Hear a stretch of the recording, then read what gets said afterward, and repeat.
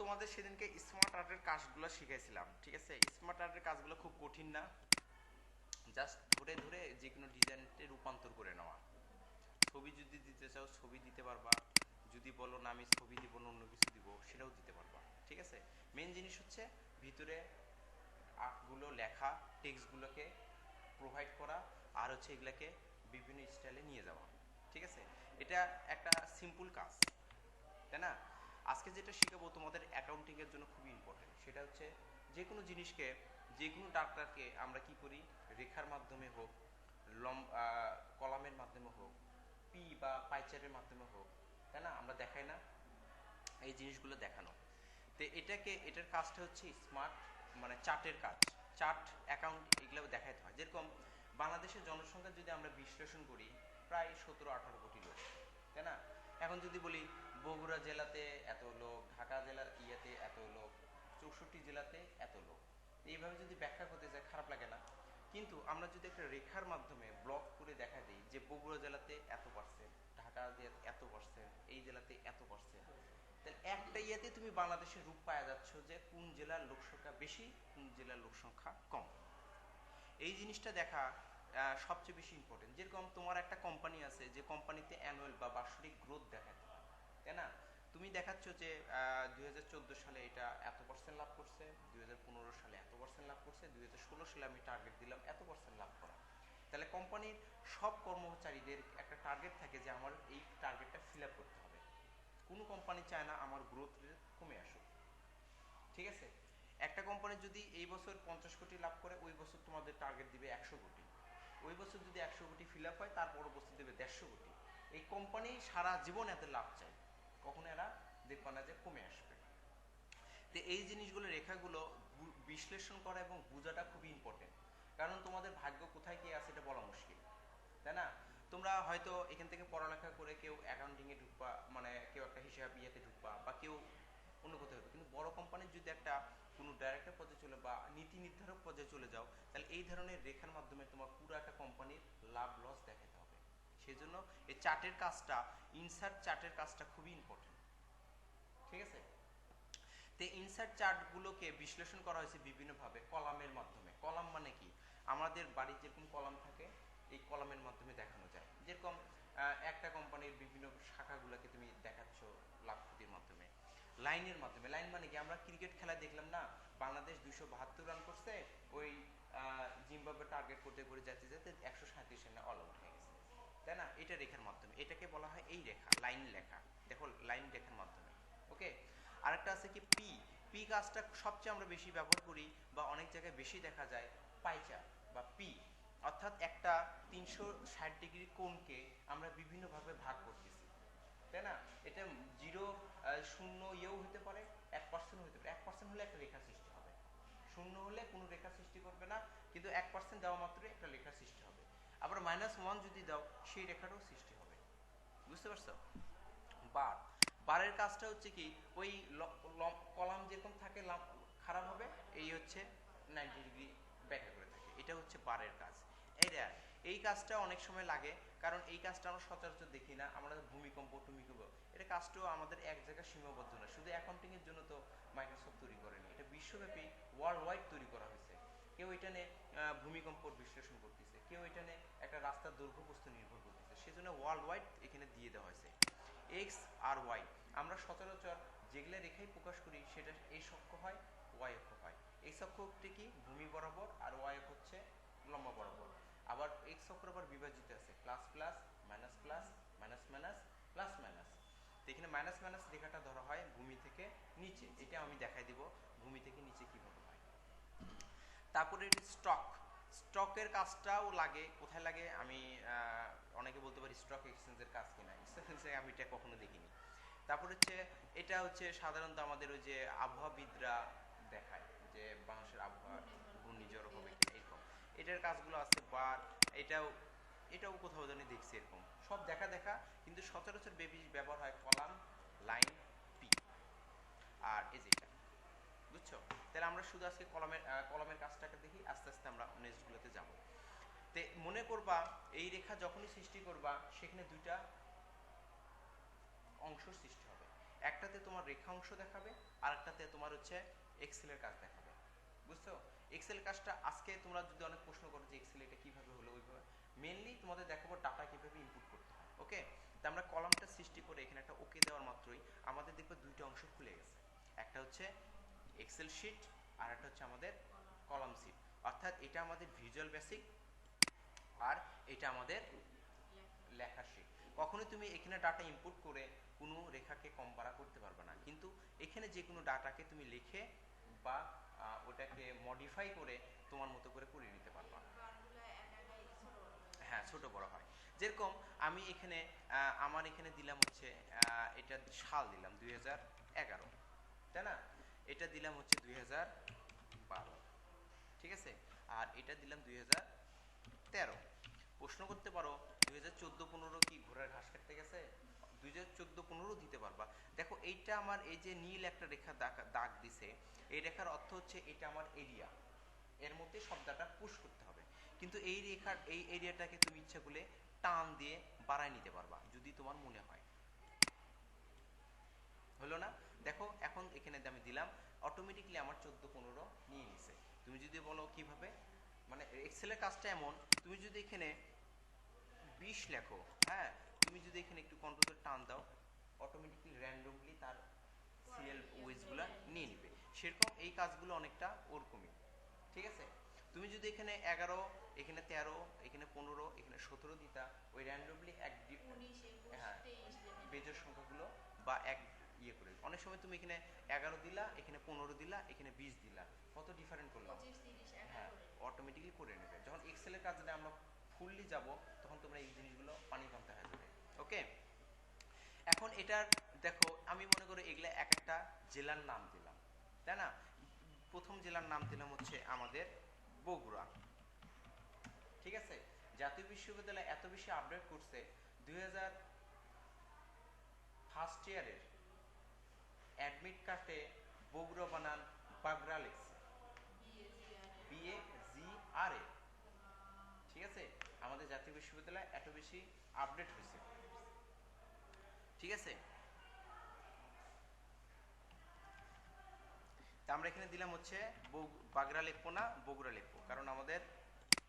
তারপর একটা জেলার নাম বলো, তোমাদের তোমার জেলার নাম বলো। সিরাজগঞ্জ, দাও সিরাজগঞ্জ লিখি, সমস্যা কি?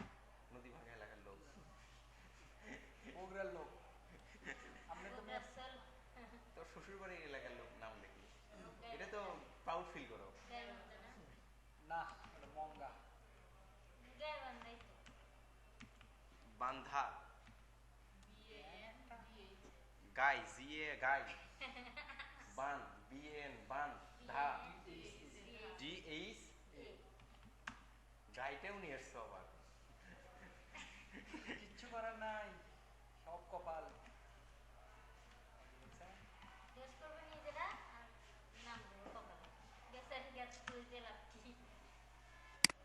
তারপর এটার নাম দিলাম হচ্ছে রাজশাহী, আমার জন্ম, মানে এখানে আমার বৃদ্ধি, ঠিক আছে? তারপরে আপনি নিজের জেলার কথা বললেন কি জন্য? আপনি তো জন্মসূত্রেই তো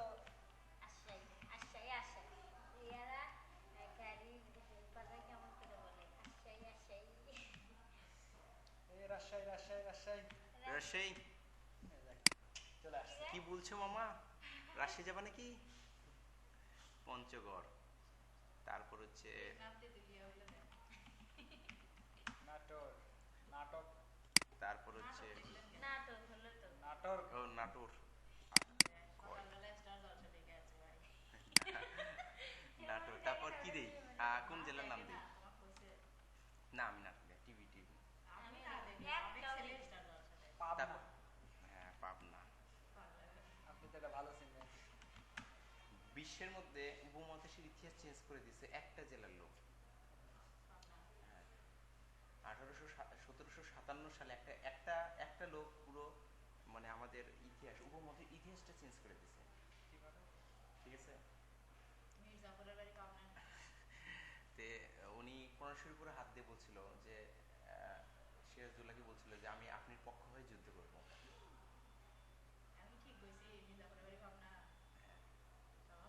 ঠিক আছে, সে যখন যুদ্ধের আগে সেনাপ্রধান ছিল, সিরাজুল্লাহ তাকে ডাকে বলছিল যে আপনি কার পক্ষে যুদ্ধ করবেন, সে কোরআন শরীফের উপর হাত দিয়ে রাখছিল যে আমি আহ, আপনি পক্ষে করেন। যদি সে ওখানে ইয়ে করতো তাহলে রাজদুল্লভ বা ইয়েকে দিয়ে দিত, ঠিক আছে। তে 50,000 শুধু রিজার্ভ সৈনিক ছিল যারা শুধু যুদ্ধের ময়দানে দাঁড়াইছিল, আর আর ইয়ার সৈনিক সংখ্যা ছিল মাত্র 5,000, তারা যুদ্ধ করছে, ঠিক আছে।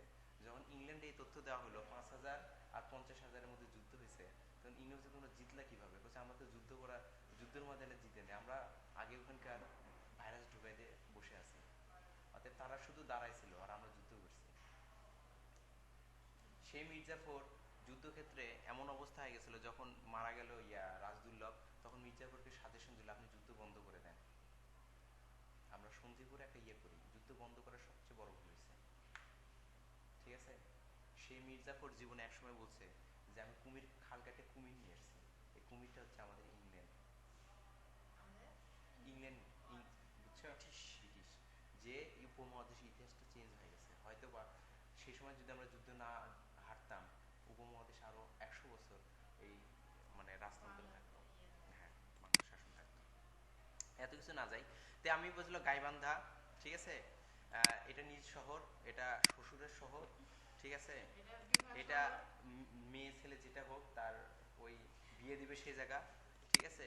যদি বেটা হয় এই জায়গা পাঠাবে নাটোর, বয়স হলে আর যদি দুজন পাবনা, ঠিক আছে।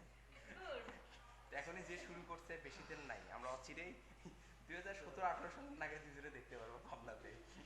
একজন করছে তুই বিয়ে করলু কে, আরেকজন করছে তুই আমার বিয়ে করলু কে, ঠিক আছে। এখন এগুলা মনে করে এক একটা জনসংখ্যা দেওয়া আছে, আমি এগুলো মিশিয়ে দেওয়ার অর্থ কি, দেখো এখানে কোনো প্রকার ডাটা সৃষ্টি হয়েছে হয়নি। আমি বলতে চাচ্ছি যে বগুড়াতে 2001 সালে জনসংখ্যা ছিল হচ্ছে মনে করো প্রায় 65 লক্ষ, লাক্সে হিসাব করি, এটা কিন্তু লিখে দেওয়ার কোনো প্রসেস নাই যে 65 লাখ হিসাব করতেছি, 65% হতে পারে, এটা যা লেখো উপরে লিখে দিতে হবে যে আমি এই তথ্যগুলোকে লাখগুলোতে হিসাব করছি। তারপর গাইবান্ধাতে 2000 লোক সংখ্যা ছিল মনে করো 55, ঠিক আছে। তারপর 55, তারপর রাজশাহীতে ছিল মনে করো 44, ঠিক আছে। তারপর পঞ্চগড়ে ছিল মনে করো 33, এই জিনিসটা এখানে মিশতেছে না কেন। তারপর দেখো এখানে নাটোরের জনসংখ্যা ছিল মনে করো 77, আর পাবনাতে পাবনা গেলতে লোক বেশি যায় না, এখানকার সিস্টেমটা হয়ে গেল মনে করো কম 10 লক্ষ। দেখো প্রতিটা ডাটা ইনক্লুড করার সঙ্গে সঙ্গে আমাদের এখানে একটা রেখা সৃষ্টি হচ্ছে না। আবার দেখো এখানে আমি বললাম 2012 সালের ঘটনা, 45 থেকে শুরু করে দিলাম, টান দেওয়া শুরু করে দিলাম, এটা অটোমেটিকলি কিছু ডাটাকে আমি চেঞ্জ করে দিচ্ছি। এটা পরেই দেখাবো এক্সেলে যখন কাজ, এটা এখন করে লাভ নাই, কারণ এটা শিখে এক্সেলের দিকে আমাকে ঢুকে যেতে হবে। আমি যেটা মেন উদ্দেশ্য আমাকে এখানে রেখাগুলো ক্রিয়েট করা, হ্যাঁ। কিন্তু কিছু সাল পর এগুলার আবার জনসংখ্যা আবার আস্তে আস্তে এগুলো আমি ডাটাগুলোকে করে দিচ্ছি, তাহলে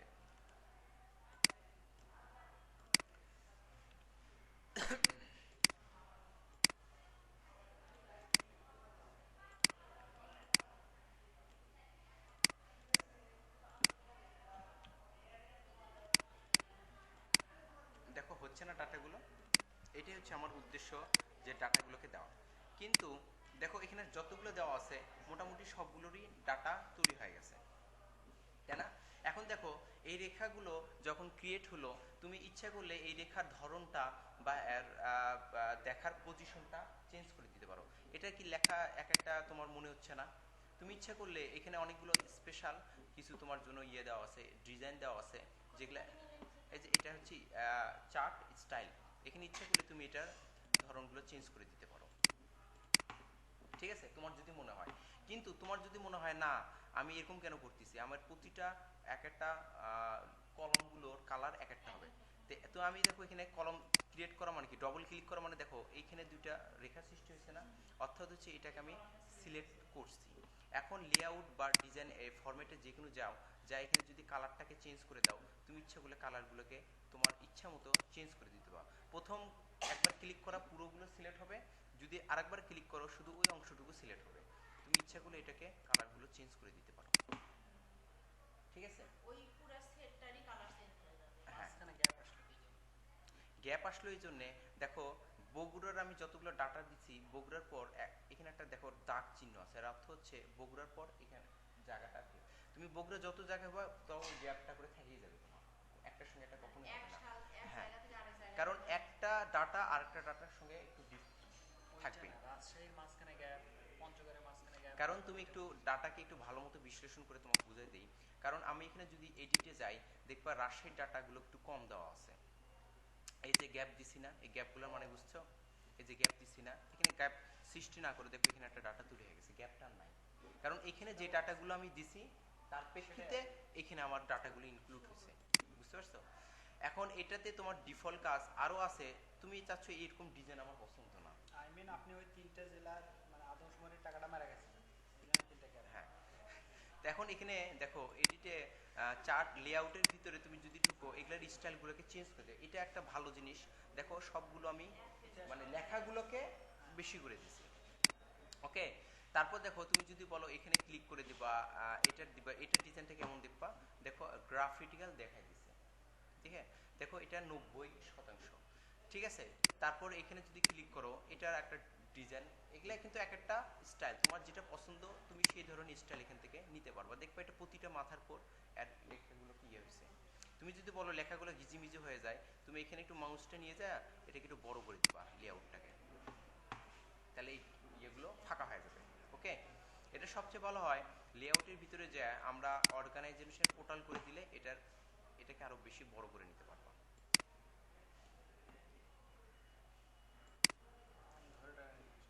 হয়নি? বুঝতে পারছো? তারপর দেখো এখানে আরো কিছু কাজ আছে যেটা দেখতে হবে তোমাদের, যেরকম এই ডাটাগুলো এখন যে কোনো সংখ্যাবাচক বা ইয়েগুলোকে তোমার হয়তো বা 1 বছর করছো, আরেক বছরে যা চেঞ্জ করতে হতে পারে। তুমি এখানে এডিটে ক্লিক করলে দেখবা ওই এক্সেল শিটটা আমার পাশেই খুলে যাবে। এখন তুমি যে কোনো ডাটাকে চেঞ্জ যদি করতে চাও, তুমি চেঞ্জ করে নিতে পারবা। দেখো চেঞ্জ হচ্ছে না, বুঝতে পারছো?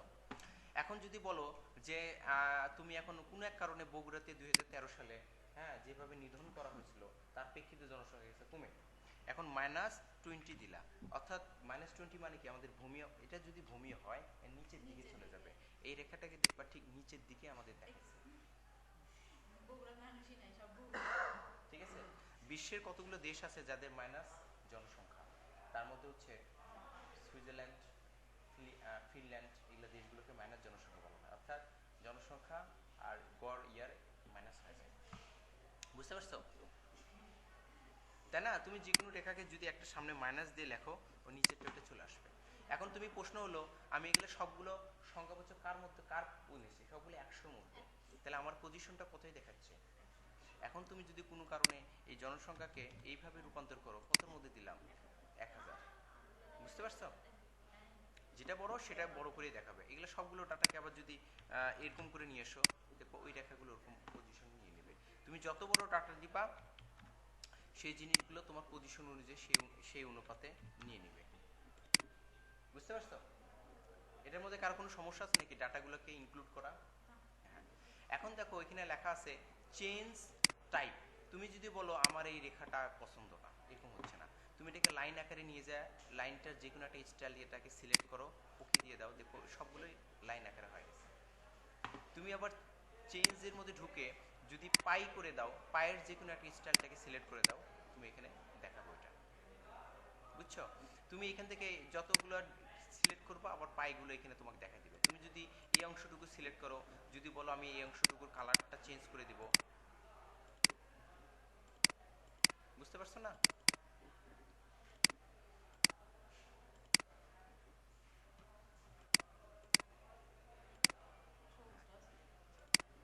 মানে এটা একটু দেখে নিতে, ডবল ক্লিক করলে এই জিনিসটা, যে এখানে ক্লিক করলে ডবল, এই দেখো ডবল, আরেকবার ক্লিক করো, দেখো এই অংশটুকু সিলেক্ট হয়েছে। তোমরা একটু দেখে নিবা যে পজিশন অংশটুকু কোথায় কোথায় আছে, তাই না? বুঝতে পারছো? এটা খুব একটা সিম্পল কাজ। তুমি যদি বলো আমি এরকম ডিজাইন নিব না, আমি এগুলাকে এই টাইপের নিব, তাও করে নিতে পারো। যদি বলো আমি এটাকে এরকম নিব করে, তাও করে নিতে পারবা। চেঞ্জ হচ্ছে না, দেখো নামগুলো এখন প্রতিটা জায়গায় চলে আসছে। তুমি যদি বলো লেআউটের ভিতরে যে 3D রোশন যদি বলো না আমার এগুলো পছন্দ না, ঠিক আছে, তুমি বেশি যদি ঘুরে যায় এটাকে আরো একটু ব্যাকা করে নিয়ে এসো, নিয়ে এসে ওকে দেওয়া মাত্রই দেখো এটা সেট হয়ে গেছে। বুঝতে পারছো? এখন যদি বলো না আমি এখানে একটা ছবি দেবো, বগুড়া জেলার ছবি দেওয়া লাগবে, তাহলে এখানে পিকচারে ক্লিক করো, হ্যাঁ, এটা বগুড়া জেলা একটা ছবি দিয়ে দাও। এই বগুড়া জেলাতে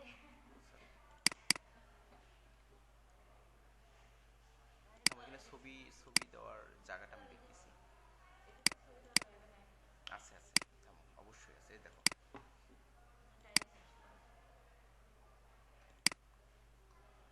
এই যে ফাইল আছে না, ফাইল থেকে যে কোনো ছবি সিলেক্ট করে দিলে ওটা এখানে ঢুকে যাবে। ও প্ল্যাটফর্মে সিলেক্ট হয়েছিল তো। ওহো তাই, তাহলে আমি এই অংশটুকু সিলেক্ট করে দিলাম, হয়নি সিলেক্ট না পুরো অংশ সিলেক্ট হয়েছে? না ও নীলটা সিলেক্ট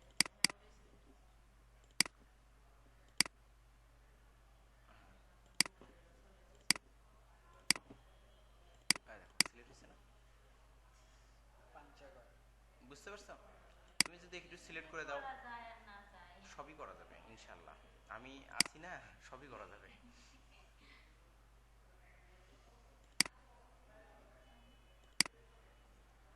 এখানে ক্লিক করে এই যে অপশনে যাবা, অপশন থেকে যদি বলো আমি ছবি নিয়ে আসবো, এই যে পিকচার টেক্সট ফিল, ক্লিক করার পর ফাইলে যাবা, ফাইলে যাওয়ার পর আমাদের কিছু অবিস্মরণীয় কিছু ছবি আছে, দিয়ে দিতে পারবা। এর মাথায় হাত দিয়ে আছে কিরা?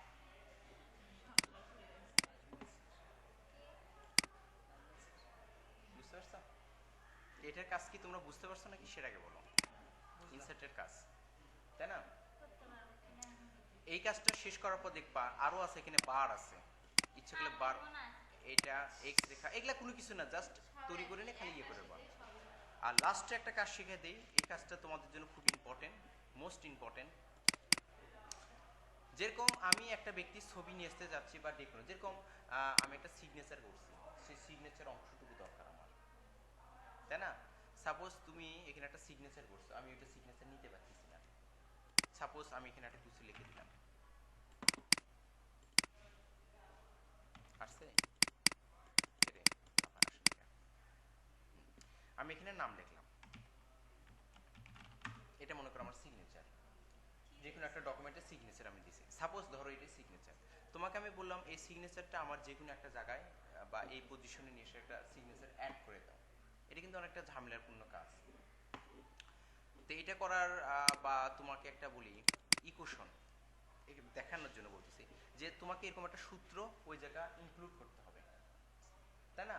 তাহলে এটা আমি খুলে নিলাম, নেওয়ার পর আমি মাইক্রোসফট ওয়ার্ড খুললাম, খোলার পর এখানে একটা অপশন আছে দেখো, স্ক্রিন শট, স্ক্রিন শট, এখানে দেখো আমাকে পজিশনটা দেখা দিচ্ছে, নিচেই কিন্তু এই অপশনটা আছে, দেখা দিচ্ছে না?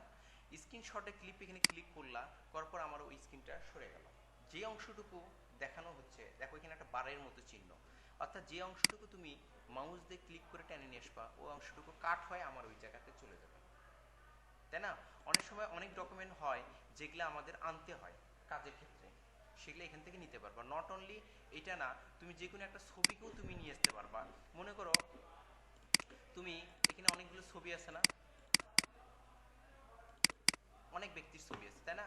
তোমার মনে হলো এখান থেকে একজনের ছবিটা আমার ডকুমেন্টে দেওয়া উচিত, তুমি কি করলা, খুললা, খোলার পর এখানে গেলা হচ্ছে ইনসার্ট স্ক্রিন শট, তো স্ক্রিন শটে তুমি এখানে না, এটা না, এখানে আসলে পুরোটা ফাইল যাবো, স্ক্রিনশট নিলে না, এখন এখানে ক্লিক করবা, যে যার পর স্ক্রিনশটে একবার ক্লিক করবা, করার পর দেখবা আমার এটাকে দেখা দিবে এবং আমার একটা ঝাপসা হয়ে গেল, অর্থাৎ তুমি এখানে যাকে প্রয়োজন তুমি তার মাথাটুকু কেটে তার পাসপোর্ট সাইজে একটা ছবি নিয়ে নিলাম, পাই কোথায় গেল? পায়ক সরাই দিছে, নিচে দিয়ে দিছে, তাহলে এই ব্যক্তির ছবিটা এখন তুমি ইউজ করতে পারবা না, তাই না?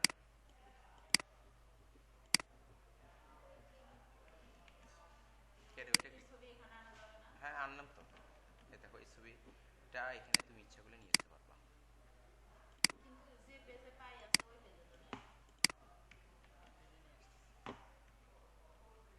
করছে কি এই জায়গাটা পুরোটা ধরে নিছে, বুঝছো? এখন এটাকে যদি স্কোয়ার করে দিই তাহলে যে কোনো জায়গায় নিয়ে আসা যাবে এটাকে।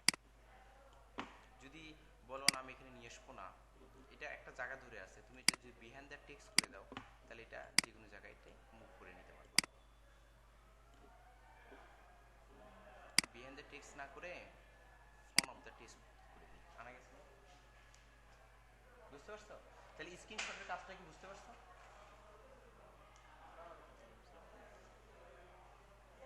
বুঝতে পারছো? তাহলে এটা ট্রাই করো।